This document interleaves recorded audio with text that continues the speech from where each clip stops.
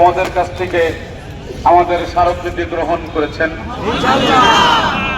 এবং উনি সেটা পরবর্তীতে ওনার ব্যবস্থা তিনি গ্রহণ করবেন। এই স্মারকলিপি পেশের মাধ্যমে আমাদের কর্মসূচি শেষ। তবে আমি যে 5 দফা দাবি আদায়ের লক্ষ্যে আমাদের এই চলমান কর্মসূচি, সেই 5 দফা আমি আবারও পুনর্ব্যক্ত করতে চাই।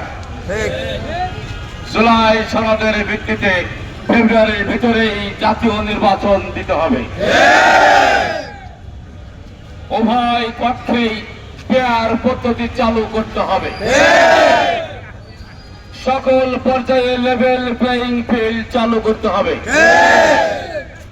হাসিনা সরকার তার দোসরদের গুম খুম ক্রসফায়ার দুর্নীতির বিচার দৃশ্যমান হতে হবে।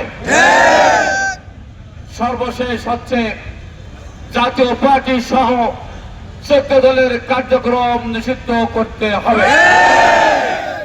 আশা করি সরকারের দাবিগুলো মেনে নিয়ে জনগণের সাথে একত্র ঘোষণা করবেন এবং সামনে শান্তিপূর্ণ একটি অবাধ সুষ্ঠু ভয় ভীতি মুক্ত পরিবেশে উৎসবমুখর পরিবেশে জাতীয় নির্বাচনের ব্যবস্থা করবেন।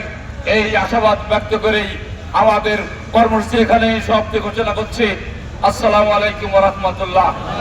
আপনাদেরকে ধন্যবাদ জানাচ্ছি সকলকে। আপনারা জায়গায় শেষ করে দিন। আলহামদুলিল্লাহ।